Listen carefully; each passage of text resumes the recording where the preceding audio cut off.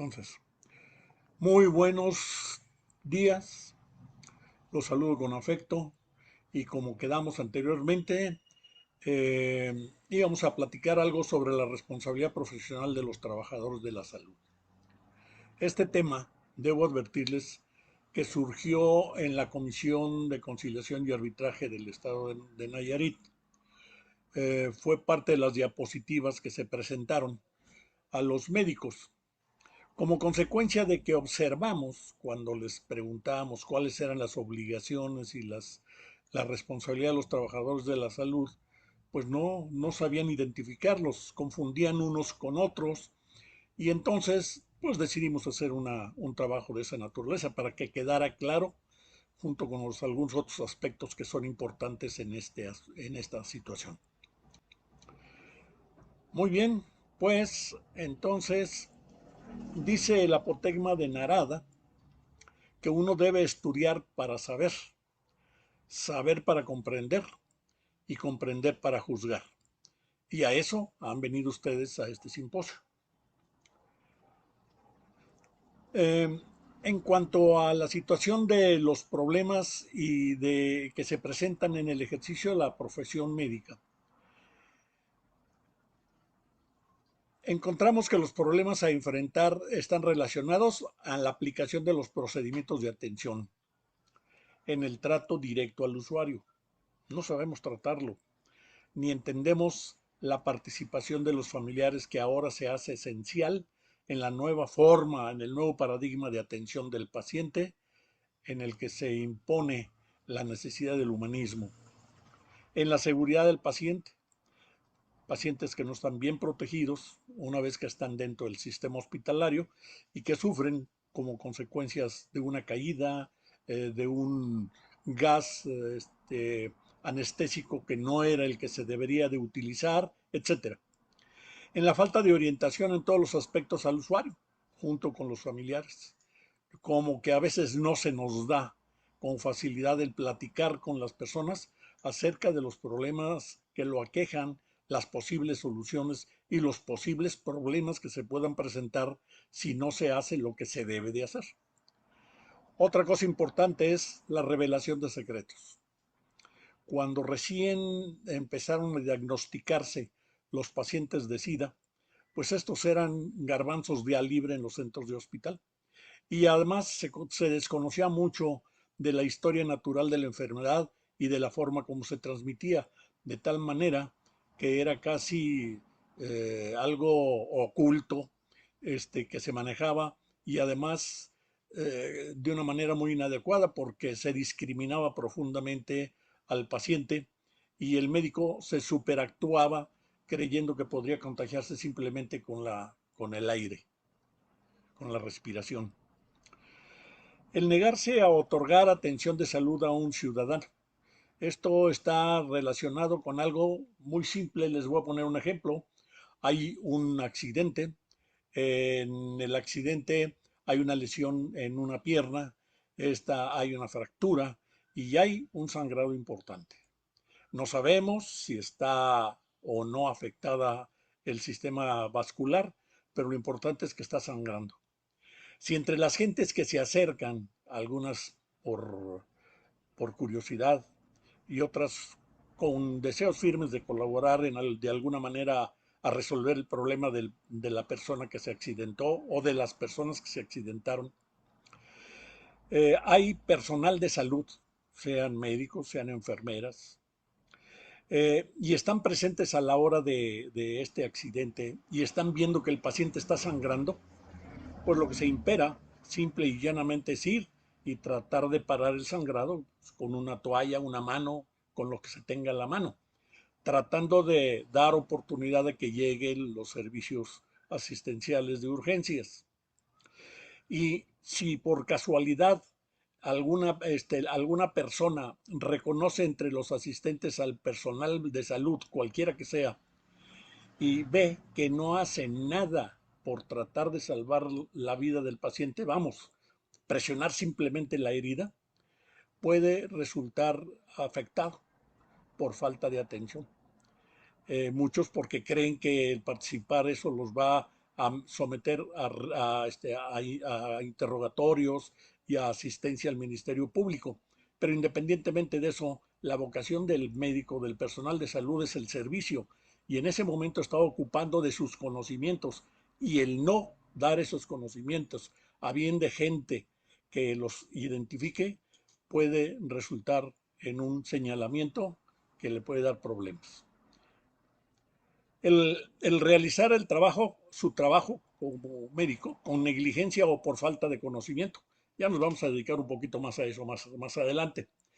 El contestar alguna agresión, ya sea verbal o física, por parte del paciente, su familiar, compañeros de trabajo o de su jefe inmediato.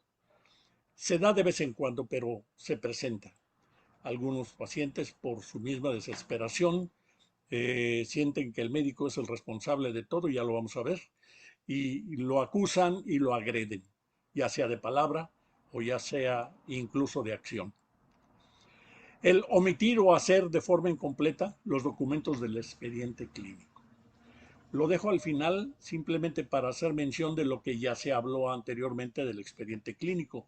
El expediente clínico es un, eh, es un elemento fundamental en la atención del paciente. Sin la historia, es decir, sin el expediente clínico, se está en el riesgo de hacer efectos iatrogénicos por falta de conocimiento, de antecedentes, de medicamentos que se están dando, de enfermedades que ha tenido, etcétera, etcétera, etcétera, que son importantes para el padecimiento actual. Eh, Vamos a ver algo que ya ocurrió hace unos cuantos años, pero que para cualquier manera es útil para demostrarles a ustedes de qué manera se presentan. Entre un estudio que hizo la CONAMED en el año 2000, aquí cerquita, de 826 casos, estos fueron vistos en instancias de procuración de justicia el 57%, de la SECODAM el 45%, lo que sería ahora la Secretaría de Honestidad y Buena Gobernanza, y otras un 2%.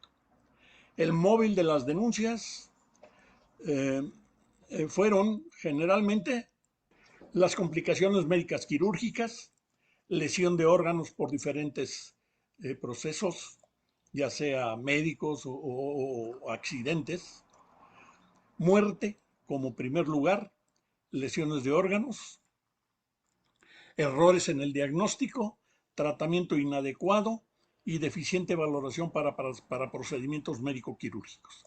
Este es el móvil general de presentación de quejas. En el análisis de este estudio, se encontró que hubo buena atención, 65% sin nexo causal, y deficiente atención en un 35%. Sin embargo, en la atención de deficiente atención, no se cumplió con las obligaciones de medios o seguridad en un 65%. No se estableció oportuna o adecuadamente el diagnóstico y el tratamiento en un 18%. En diferimiento o demora en el tratamiento en un 13%, y en algunos pacientes el no dejar claro el consentimiento bajo información en pacientes quirúrgicos en un 4%.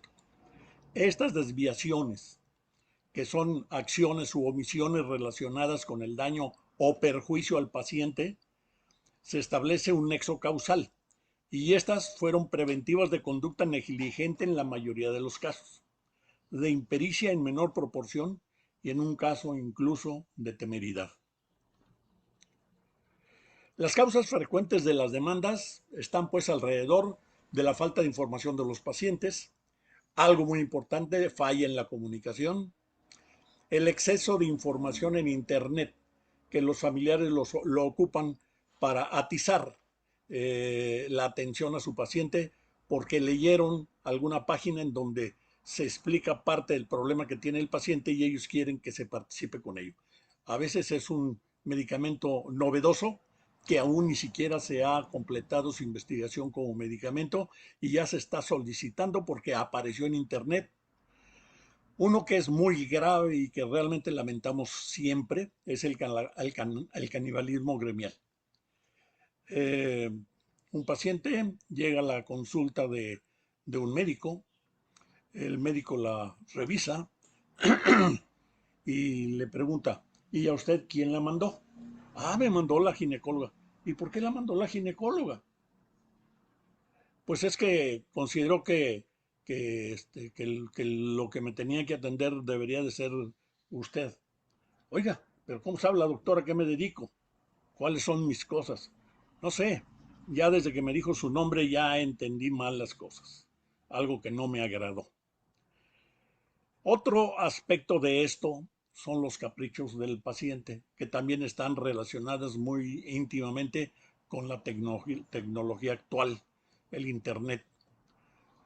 Don Google. Y aquí lo importante de las causas frecuentes de las demandas es porque los pacientes relacionan inmediatamente el daño con la atención médica. Pero, ojo, no necesariamente un mal resultado es producto de una mala praxis del personal de salud. Y esto va a quedar claro un poco más adelante. En esta lámina vamos a analizar cómo se da el daño por sus diversas causas. Esto es importante que lo entiendan, porque es la forma como inclusive nosotros, cuando tenemos que analizar un caso, tenemos que hacer uso de este esquema.